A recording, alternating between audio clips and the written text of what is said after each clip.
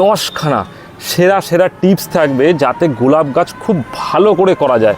গোলাপ গাছের সেরা 10টা টিপস থাকবে, সঙ্গে 2টো প্রো টিপসও থাকবে, যেগুলো কিন্তু আপনারা যদি ঠিকঠাক করে মেনটেন করতে পারেন তাহলে কিন্তু আপনাদের গোলাপ বাগানেও আপনাদের বাড়িতেও খুব সুন্দর গোলাপ গাছ হবে। এটা আমি আপনাদেরকে কথা দিতে পারি। ভীষণ ভীষণ ভাইটাল বিষয় এইটা। যারা শিখতে পারবেন এই পয়েন্টটা তারা কিন্তু গোলাপ গাছের অনেকটা শিখে যাবেন। সেটা হচ্ছে water management. Welcome to Planbaz. আজকে আমি আপনাদেরকে বেশ কিছু গুরুত্বপূর্ণ তথ্য নিয়ে একটা ভিডিও করছি, যেটাতে আপনাদের অনেকের অনেক সমস্যার সমাধান হবে এবং অনেকে এই গোলাপপ্রেমী মানুষরা বুঝতে পারবেন আপনাদের সঠিকভাবে গোলাপ করার জন্য কি কি আদৌ প্রয়োজন এবং কি কি প্রয়োজন নয়। আমি আজকে আপনাদেরকে কি করব, 10খানা সেরা সেরা টিপস থাকবে যাতে গোলাপ গাছ খুব ভালো করে করা যায়। গোলাপ গাছের সেরা 10টা টিপস থাকবে, সঙ্গে 2টো প্রো টিপসও থাকবে, যেগুলো কিন্তু আপনারা যদি ঠিকঠাক করে মেনটেন করতে পারেন তাহলে কিন্তু আপনাদের গোলাপ বাগানেও আপনাদের বাড়িতেও খুব সুন্দর গোলাপ গাছ হবে। এটা আমি আপনাদেরকে কথা দিতে পারি। আজকে আমি যে টিপসগুলো বলবো এইগুলো আমি জাস্ট কিছুটা আলোচনা করে দেব। আমি কিন্তু প্রত্যেকটা যে 10টা টিপস প্রত্যেকটা নিয়ে কিন্তু ডিটেলস আজকে আমি বলবো না, কারণ 10টা ডিটেলস বলা একটা ভিডিওর মধ্যে খুব সমস্যা। আমি টোটাল যে টিপসগুলো সেই টিপসগুলো বলবো এবং তার মধ্যে যতটুকু বলে দিলে আপনাদের সমস্যার সমাধান হয়ে যাবে ততটাই আমি বলে দেবো। তাহলে পরে আপনারা টোটাল একটা ওভারঅল আইডিয়া পেয়ে যাবেন। আর আমার কিন্তু গোলাপ রিলেটেড অনেক ভিডিও আছে। এই শীতের সময় কি করবেন তার কিন্তু ভিডিও আছে, বর্ষাকালে গরমকালে কি করবেন তার ভিডিও আছে, ড্রাই ব্যাক হলে কি করবেন তার ভিডিও আছে, কি করে নতুন বাড়িতে গাছ আনার পর কি করে রিপোর্টিং করবে তার ভিডিও আছে, এলাডাল কি করে চিনবেন তারও ভিডিও আছে। এরপরেও আপনারা কি ভিডিও গোলাপ গাছ রিলেটেড চান আমাকে কিন্তু অবশ্যই জানাবেন। আমি কিন্তু আপনাদেরকে একদম সম্পূর্ণ গাইড করে দেবো। তো চলুন আজকে কথা না বাড়িয়ে আমি আমার টিপসগুলোর বিষয়ে শুরু করে দিই। আজকে যে টিপসগুলো বলছি সেগুলো কিন্তু খুব ভালো করে আপনারা মাথায় রাখবেন। দরকার পড়লে যারা গোলাপপ্রেমী মানুষরা আছে তাদেরকে বলবো আমি একটু নোট করে নিন, তাহলে কি হবে আপনাদের কিন্তু মাথায় থেকে যাবে। আপনারা জাস্ট শুনে নিলে পরে অনেক সময় কিন্তু স্কিপ হয়ে যায়, প্রত্যেকটা পয়েন্ট কিন্তু ভাইটাল। তো প্রথম টিপস সেটা হচ্ছে গোলাপ গাছের জাত নির্বাচন, মানে ভ্যারাইটি নির্বাচন। কোন ভ্যারাইটির গাছ করবেন। এই যে আমি একটা উদাহরণ দিয়ে বলছি, দেখুন এই যে গাছটা কত সুন্দর ফুল হয়েছে। এই গাছটা কিন্তু জাস্ট 6 থেকে 7 মাসের গাছ, দেখুন কি সুন্দর ফুল হয়ে রয়েছে এই গাছটা। আর এই যে গাছটা দেখতে পাচ্ছেন এটা প্রায় 2 বছরের গাছ। এই গাছ দুটোর মধ্যে কিন্তু হিউজ ডিফারেন্স আছে।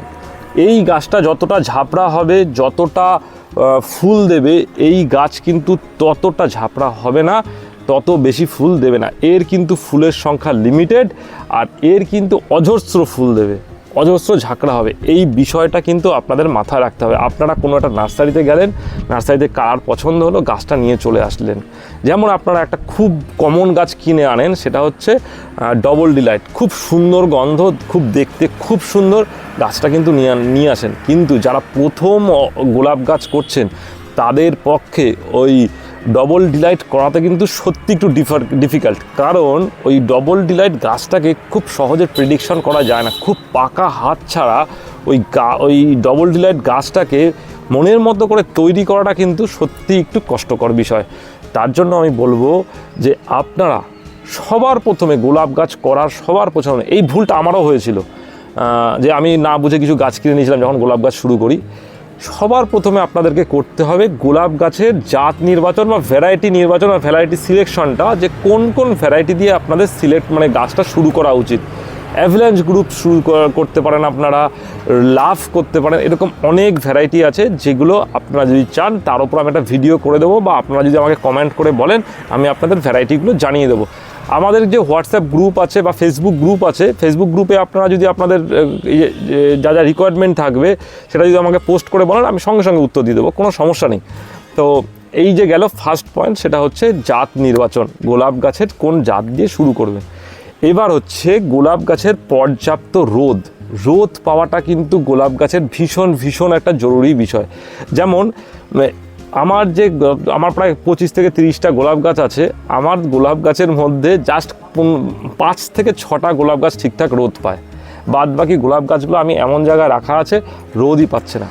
আমি এত খাটাখাটনি করেও ওই রোদের অভাবে কিন্তু গাছগুলো আমাকে যতটা রেজাল্ট পাওয়া দরকার দিতে পারছি না। কারণ কি, আপনারা বলতে পারেন কেন আপনি কেন রোদ রাখছেন না? আমাদের এখানে একটা সমস্যা হচ্ছে, সেটা হচ্ছে হনুমানের সমস্যা।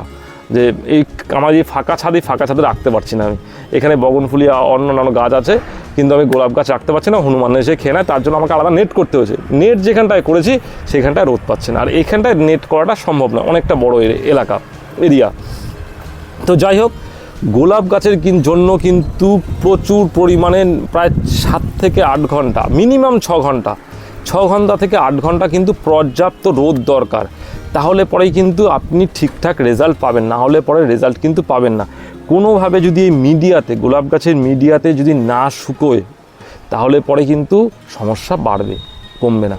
গোলাপ গাছ কিন্তু রোদ ভীষণ পছন্দ করে। তাই বলে আবার এটাও ঠিক যে গরমকালে যে রোদ, কড়া রোদ, সেটাও কিন্তু কিছু কিছু ভ্যারাইটি ঠিকঠাক সহ্য করতে পারে না, তখনও কিন্তু আপনাদেরকে একটা ছায়ার ব্যবস্থা করতে হয়। তো এই গেল রোদের ব্যাপারটা আমি বললাম, এটা হচ্ছে 2 নম্বর পয়েন্ট গেল। 3 নম্বর পয়েন্ট ভীষণ ভাইটাল বিষয়, এইটা যারা শিখতে পারবেন এই পয়েন্টটা, তারা কিন্তু গোলাপ গাছের অনেকটা শিখে যাবেন। সেটা হচ্ছে ওয়াটার ম্যানেজমেন্ট, মানে জল দেওয়ার পদ্ধতি।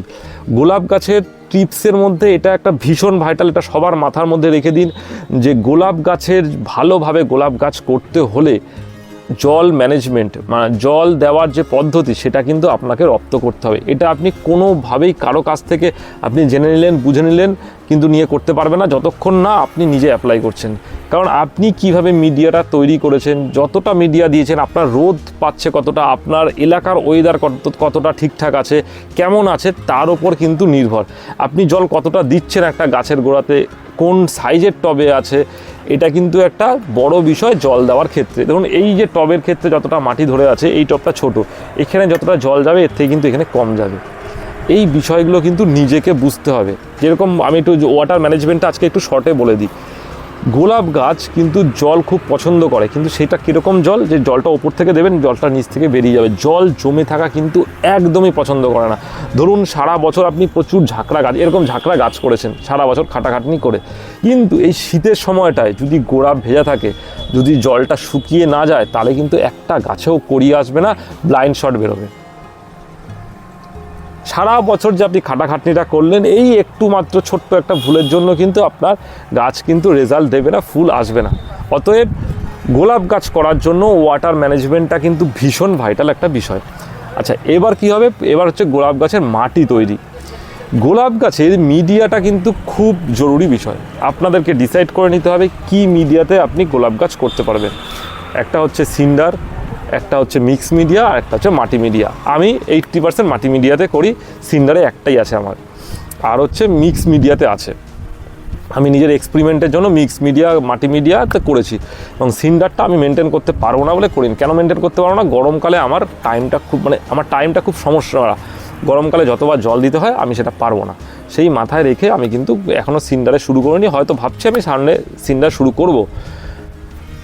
মাটিটা কিভাবে তৈরি করবেন? মাটিটা হতে হবে একদম ওয়েল ড্রেনেজ, মানে আপনি জল দেবেন নিচ থেকে বেরিয়ে যাবে। মাটিতে যেন জল কোনোভাবেই ধরে না থাকে, সেই বুঝে কিন্তু মিডিয়াটা তৈরি করতে হবে। এবং মাটিটা যেন কোনোভাবেই 1 থেকে 2 দিনের বেশি মাটি ভেজা না থাকে, সেভাবে কিন্তু আপনাকে জল দিতে হবে। মাটিটাও সেভাবেই প্রস্তুত করতে হবে।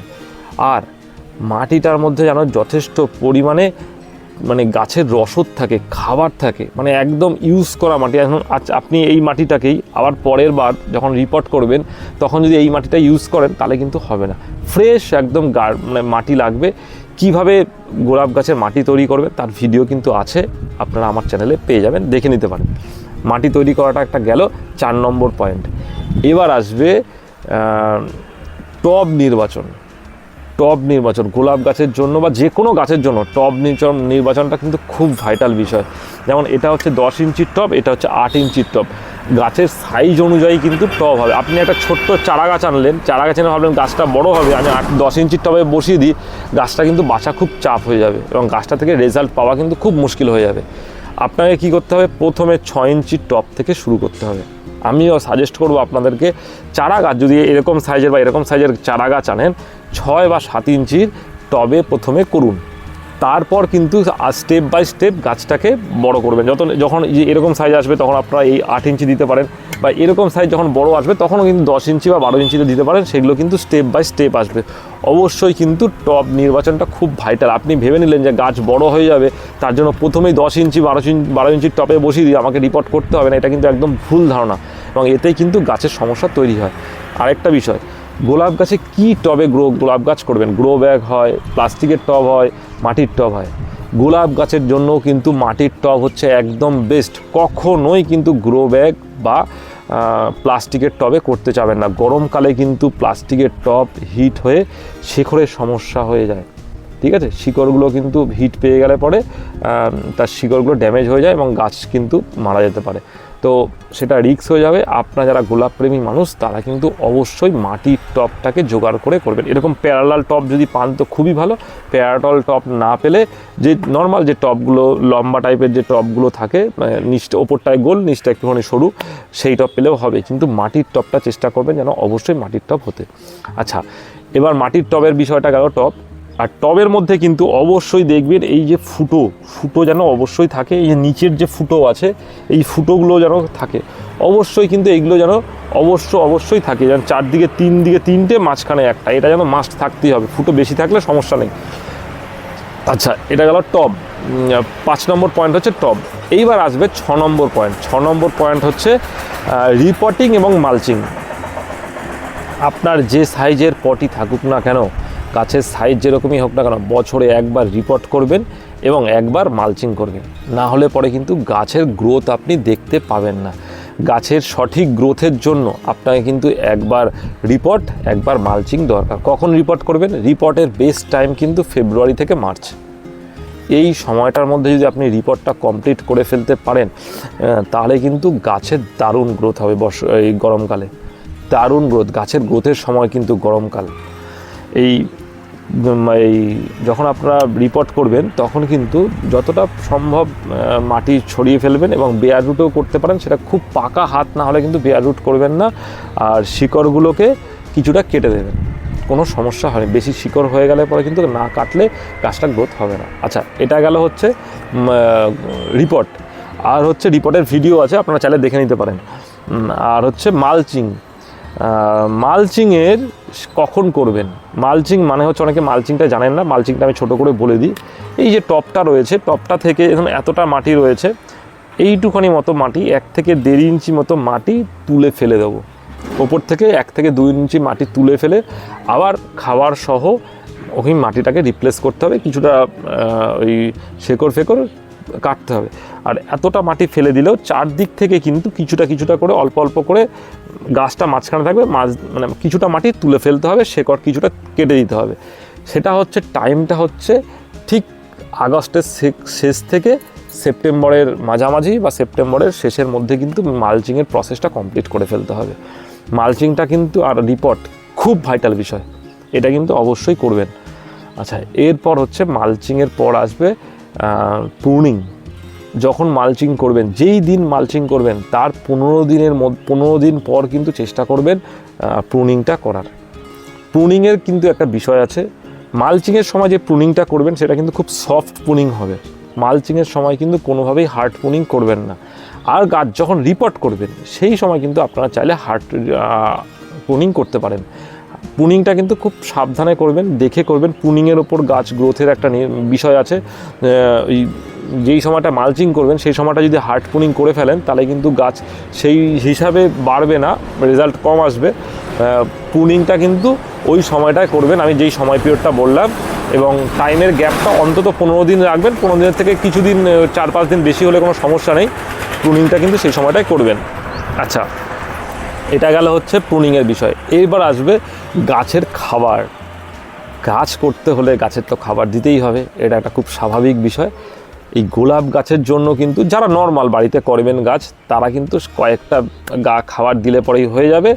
কিন্তু যারা চান যে ভীষণ ভালো মাপের গাছ করবেন, শো কোয়ালিটির গাছ বাড়িতে করবেন, তাদের কিন্তু দীর্ঘ একটা প্রসেস থাকবে খাবার দেওয়ার। সেই প্রসেস কিন্তু মেনটেন করতে হবে। আপনারা যদি ভাবেন যে একবার খাবার দিয়ে দেবো, 2বার খাবার দিয়ে দেবো মাসে বা সপ্তাহে, তাতে কিন্তু গাছ আসবে না, শো কোয়ালিটির গাছ আসবে না। একটা রেগুলার বেসিসে একটা গাছের খাবার কিন্তু প্রতি বছরই মানে বছরের সারাটা সময় কিন্তু দিতে হবে। একটু ভুল হলেই কিন্তু গাছের সমস্যা চলে আসবে। যারা একদম নমিনালভাবে গাছ করতে চান, সাধারণভাবে যে যা হচ্ছে ঠিক আছে, একটা কিছু ফুল পেলাম তাতে আমি খুশি, তাদের কিন্তু কিছু মিক্স খাবার আছে। মিক্স খাবারটা কীভাবে তৈরি করতে হয় তার আমি মেসেজ দিই, মানে ভিডিও আছে, আপনারা দেখে নিতে পারেন, চাইলে লিঙ্ক দিয়ে দেবো। মিক্স খাবার দিতে পারেন, ভার্মি কম্পোস্ট দিতে পারেন, সিউইড দিতে পারেন, তারপর কি বলবো 0050 ফুল যখন আসবে তখন দিতে পারেন। আর হচ্ছে 19-19-19 বা 20-20-20 ব্যালেন্স এনপিকে, এ কটা জিনিস রাখলে পরেই কিন্তু হয়ে যাবে। আর হ্যাঁ, তার সঙ্গে একটা 12-61-0 এই কটা রাখলে পরেই কিন্তু আপনার মোটামুটি যদি ঘুরিয়ে ফিরিয়ে দেন তাহলে হয়ে যাবে। কিন্তু প্রো লেভেলের গাছ বা শো কোয়ালিটির গাছ করতে হলে কিন্তু অনেক ধরনের খাবার নিয়মিত দিতে হবে, সেটা কিন্তু আপনাদেরকে মাথায় রাখতে হবে অবশ্যই। এবং গাছের কখন কি খাবার হবে আমি রিসেন্টলি পোস্ট করেছি কদিন আগে, আপনারা দেখে নেবেন। শীতকালের পরিচর্যা আর গরমকালের পরিচর্যা তো আছেই, টোটাল পরিচর্যা আছে, আপনারা দেখে নেবেন। তাতে আমার সব খাবার কখন কিভাবে কি দেবেন তাতে আমার বিস্তারিত বলা আছে, আপনারা পেয়ে যাবেন। আচ্ছা, এটা গেল খাবারের বিষয়। এবার আসছি গাছের প্রোটেকশনের বিষয়। সেটা হচ্ছে এই গোলাপ গাছে কিন্তু ভীষণ রোগ ধরে, ভীষণ রোগ হয়।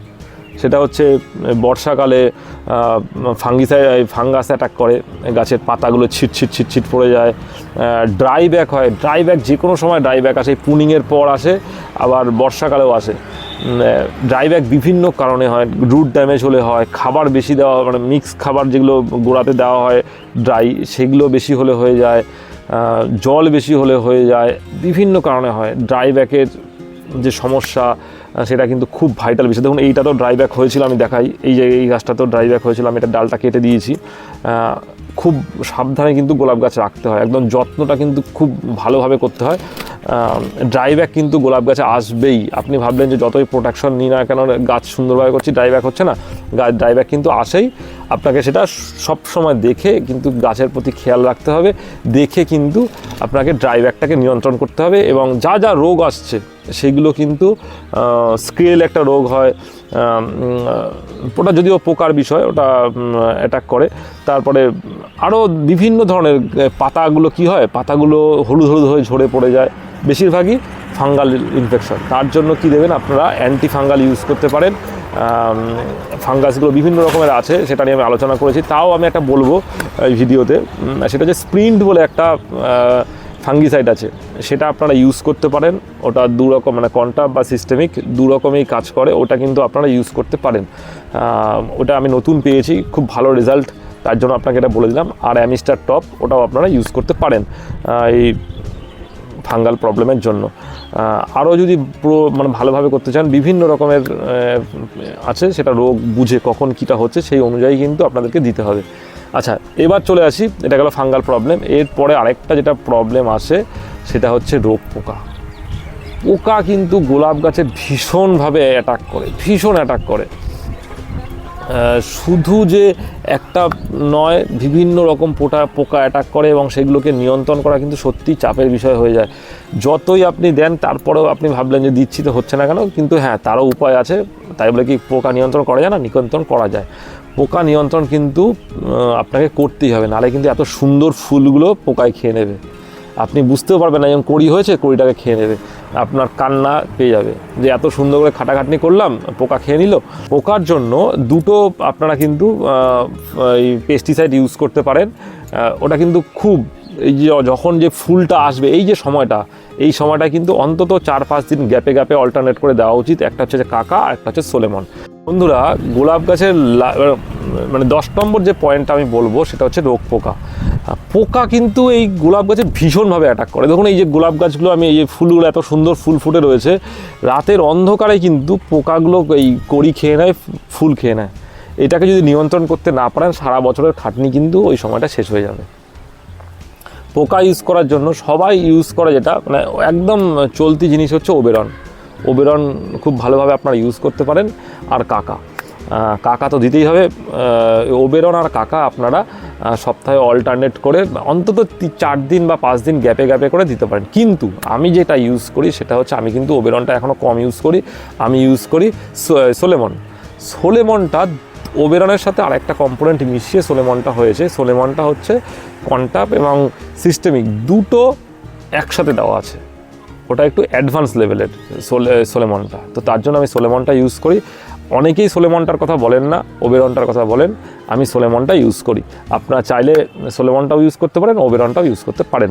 তো যেটা ইউজ করুন না কেন সেটা কিন্তু রেগুলার বেসিসে অন্তত এই শীতকালটার করতে হবে। শীতকালটা আসার আগে থেকে মালচিং করার পর যখন গাছটা পুনিং হয়ে গেল, পুনিং করার পর থেকেই যখন কচ বেরোনো শুরু করবে সেই সময়টা থেকে কিন্তু অন্তত 4 থেকে 5 দিন গ্যাপে গ্যাপে আপনাকে এটা দিতেই হবে, না হলে কিন্তু গাছ কোঁকড়া ধরে যাবে আর হচ্ছে পোকায় কিন্তু কড়ি খেয়ে নেবে, গাছের পাতা খেয়ে নেবে।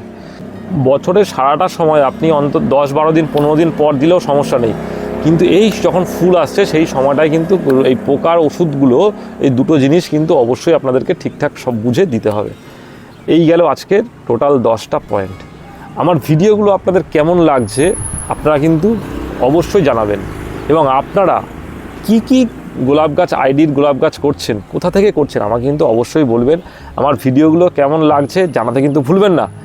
হ্যাঁ বন্ধুরা, এখনও শেষ হয়নি ভিডিও, এখনও 2খানা প্রো টিপস আছে, সেটা কিন্তু বলা বাকি আছে। আমি সেই টিপসগুলো আপনাদেরকে বলবো। তার আগে বলে নিই, আমার কিন্তু ফেসবুকের একটা গ্রুপ আছে, গাছপালার সমস্যা ও তার প্রতিকার ক্যানভাস, সেটা কিন্তু আপনারা জয়েন করবেন, করে আপনাদের গাছের ছবি এবং গাছের সমস্যার ছবি পোস্ট করবেন। আমি যতটা সম্ভব আরও যারা আছে গ্রুপের তারা আপনাদেরকে সঠিক তথ্য দিয়ে আপনাদেরকে সাহায্য করার চেষ্টা করবে। এবং গাছের যে ছবি, শুধু যে আপনার গাছ কি গাছ আছে, কি গাছ নেই, আপনার যে কোনো গাছের সমস্যা কিন্তু আপনারা বা ছবি, আপনার ভালো মুহূর্তের ছবি, গাছের সঙ্গে ছবি আপনারা ওখানে পোস্ট করতে পারেন। আর হোয়াটসঅ্যাপ গ্রুপ আছে, সেখানেও আপনারা জয়েন হয়ে যেতে পারেন। প্রো টিপস সেটা হচ্ছে, ফুল যখন আসবে, এই যে এখন ফুল চলে এসছে, কড়ি চলে এসছে গাছে, এই সময়টা এই লেভেলটাতে নয় কিন্তু, এখনও কড়ি আসেনি, এটাতে কিন্তু ফুল গাছের খাবার চলতে থাকবে। এই গাছটাতে, এই যে গাছটা দেখছেন, এটা কিন্তু এখন যা কন্ডিশন আছে তাতে কিন্তু খাবার কন্টিনিউ চলতে থাকবে। আর এই গাছটা যেটা দেখছেন যে ফুল চলে এসছে, কড়িতে রং ধরে গেছে, কিছু ফুল ফুটে গেছে, এই ফুল ফুটে গেছে আর কয়েকটা কড়িতে রং ধরে গেছে, এই সময় থেকে কিন্তু গাছে খাবার কমাতে হবে, একদম নমিনাল খাবার চলে আসবে। আর যখন সমস্ত কড়ি ফুটে যাবে, এই স্টেজে চলে আসবে ফুলগুলো, তখন শুধুমাত্র জলের উপর থাকবে গাছ, তখন কিন্তু কোনো রকম কোনো খাবার চলবে না। এইটা কিন্তু মাথায় আপনাদেরকে রাখতে হবে। এই স্টেজে যদি আপনারা ভরপুর খাবার দিয়ে দেন বা যেরকম শিডিউল অনুযায়ী খাবার দিয়ে দেন, তাহলে কিন্তু গাছের এই ফুল বেশি দিন টিকবে না, আর ফুলটা কিন্তু খুব তাড়াতাড়ি ঝরে যাবে। তো গাছটাকে কিন্তু ঠিক এই ফুল আসার পর কিন্তু গাছের খাবার নিয়ন্ত্রণ করতে হবে, এবং ফুল সম্পূর্ণ ফুটে যাওয়ার সময় থেকে কিন্তু বা ফোটার এরকম পজিশন হলে পরেই, এরকম পজিশন হলে পরেই কিন্তু আপনাদেরকে খাবার পুরোপুরি স্টপ করে দিতে হবে, দিয়ে শুধুমাত্র জলের ওপর গাছটা থাকবে। এটা গেল একটা প্রো টিপস। আরেকটা প্রো টিপস, সেটা হচ্ছে গোলাপ গাছ কিন্তু একদিনের নয়।